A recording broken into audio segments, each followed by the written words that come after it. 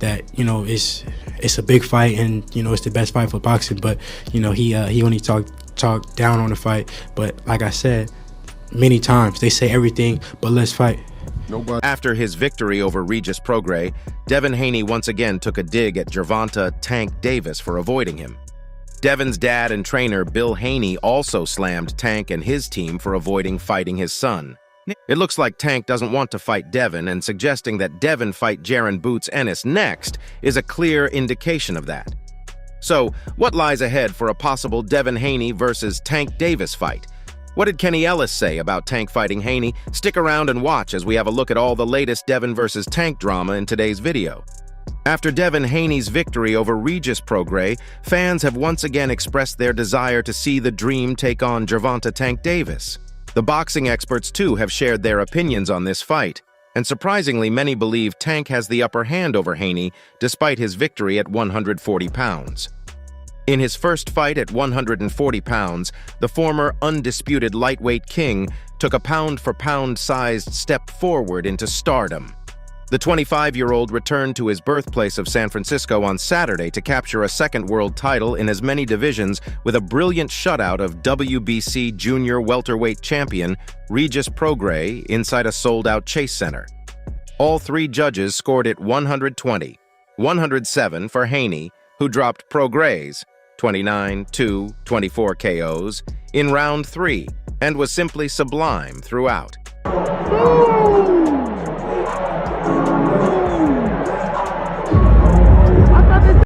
Haney was so dominant that he limited the 34-year-old Prograis to a CompuBox record of just 36 punches landed over 12 rounds, which broke Shakur Stevenson's new record set just last month when he held Edwin de los Santos to 40 total connects in capturing the WBC lightweight title, which Haney chose to vacate.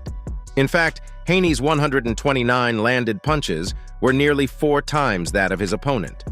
Thanks to a patient attack and masterful control of distance, the counterpunching Haney landed 35% of his punches overall, including an absurd 46.5% of his power shots.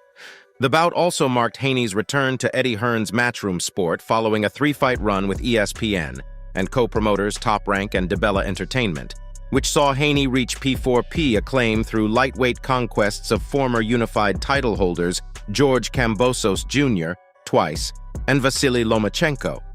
Yet it was Haney's performance in his 140-pound debut that may have been virtuoso enough on this night to defeat anyone else on the planet. During the post-fight presser, Haney said, "At 140, we have a new king. This means everything. Since I was a young kid, my dream was to come back to the Bay Area and put on a big event. What better time than now with 16,000 people coming out to support me?" Prograis, meanwhile, was all praise for Haney and his team, saying, "That mother fair is good. He is better than I thought, I'm not going to lie. I'm going to give trainer Bill Haney and his team credit. Look, we still keep the same energy, but I am going to tell the truth. Devin Haney is better than I thought, I'm not going to lie. He is. His feet are faster, and he's quicker than I thought he was. I couldn't seem to get to him. He was quick."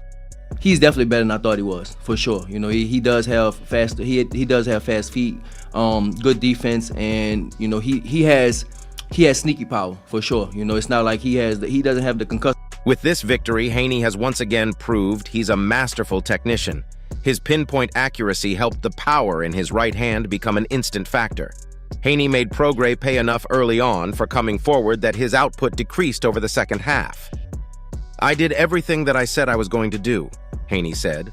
"I went in there and handicapped him. I went the opposite way and took his jab away. We knew he would try to come in with a tremendous jab, but I followed the hell of a game plan my dad came up with, and we did what we said we were going to do."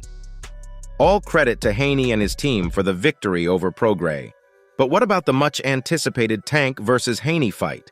Fans have long wanted to see these two fight it out in the ring. And as we all know by now, Devin the Dream American Haney has been calling out Tank and his team to make the fight happen. During the post-fight press conference, Devin once again called out Tank, but also took a dig at him and his team for avoiding him. Devin and Bill Haney expressed their frustration about Tank continually avoiding a potential fight that everyone wants to see. They argue that Davis's approach to downplaying Haney's achievements and the potential fight is a tactic to avoid facing Devin in the ring. Bill Haney has been particularly outspoken, accusing Davis and his team of misleading the public and creating a narrative that undermines the significance of Haney's victories and his standing in the boxing community. Devin Haney has made it clear that he wants to make the biggest fights for the most money, indicating his readiness to face Davis. The question of weight class is also a crucial factor in this discussion. Haney has shown a willingness to fight at different weight classes, demonstrating his flexibility and commitment to taking on significant challenges. His ability to adapt to different divisions and his willingness to face top fighters like Davis are testaments to his ambition and confidence in his abilities. Welcome to 140 pounds, a shutout. What you gonna say now, huh? Yeah, what you gonna do when... Now, Tank once again ducked Devin, and his team's latest statement made it clear. Tank's trainer Kenny Ellis recently said he wants Devin Haney to face IBF welterweight champion Jaron Boots Ennis next if he chooses to move up to 147 after beating WBC champion Regis Prograis at 140. Bill Haney was furious with this and reacted on social media, calling Tank and his team PS. The riled-up Bill Haney's views Boots Ennis as a diversionary tactic by Tank Davis's coach to help the face of boxing swerve a fight with Devin. Despite Boots being highly respected and seen as the future of the 147 LB division, Bill Haney feels that Gervonta is the fighter Devin needs to cement his spot as a top name and a star in the sport. During the post-fight interview, Devin said, "Tank don't want to fight because if he really wanted to fight, he would be trying to build up the fight instead of trying to knock it down. If he really wanted to fight, he would, be making. It's a big fight and it's the best fight for boxing, but he only talks down on the fight. Like I said many times, they say everything, but let's fight." Tank don't want to fight because if he really wanted to fight, then he would be trying to build up the fight instead of trying to knock it down or try to say, oh, I'm only selling because of this or because of that. He really wants. Haney added, "Stop letting Tank and his team pee on your head and tell you it's rain with these insignificant fights." Now, after Devin and his team once again called out Tank, it is clear that this is the only fight that makes sense to Devin. Talking to the media, Bill said, "We're available now, so FK all that other SHT. I'm gonna see who gonna mention Tank other than us." As if almost possessed by a spirit, he chanted Davis's name and added, "Tank, Tank, Tank. Where you at, Tank?" At this, on being asked if he wanted Davis to face Devin at 140 pounds, Bill answered in the affirmative, but he also claimed Tank will ignore Haney. "Tank, Tank, Tank. Stop me from saying his name. Punch in the mouth. Tank don't want to fight Devin, period," he concluded. Tank may be unwilling to fight Haney, but the boxing world still believes Gervonta can defeat Haney if they face off in the ring. Hector Garcia, in discussing a potential fight between Tank and Haney, shared his insights on how such a matchup might unfold. Garcia highlighted the strengths of both fighters, emphasizing Davis's power and Haney's astuteness and ring movement. Garcia opined that a fight between Davis and Haney would be very even and entertaining. He acknowledged Haney's skills, describing him as very astute and sneaky in a way, with an ability to effectively move around the ring. This assessment suggests that Haney's tactical approach and agility could pose a significant challenge to Davis. On the other hand, Garcia believed that Davis's power would be a decisive factor in the fight. He seemed to suggest that while the bout would be competitive, Davis's ability to deliver powerful punches could ultimately give him the upper hand. This perspective aligns with the general perception of Davis as a fighter with exceptional knockout power. Garcia's analysis indicates that a fight between Davis and Haney would not only be closely contested, but also a showcase of contrasting styles. Haney's technical prowess and strategic ring movement would be pitted against Davis's raw power and ability to land impactful blows. Gervonta's coach, Calvin Ford, also reacted to Devin's victory over Prograis and had some interesting things to say. Ford began by acknowledging Haney's impressive performance in his recent fights.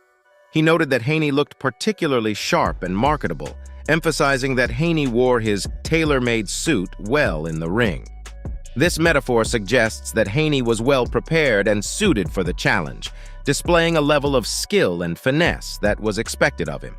I want to give Devin Haney his props yesterday. He put on a great performance.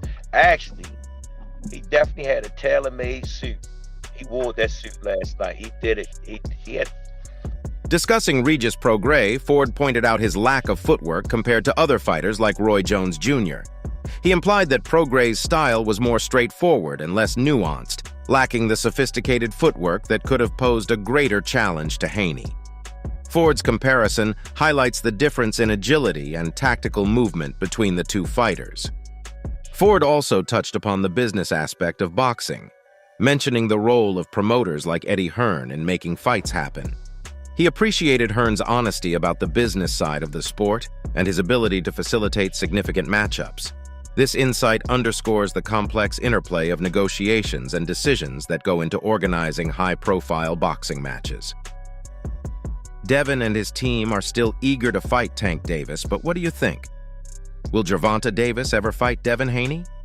Will Tank's team accept a fight offer from Haney? Let us know in the comments.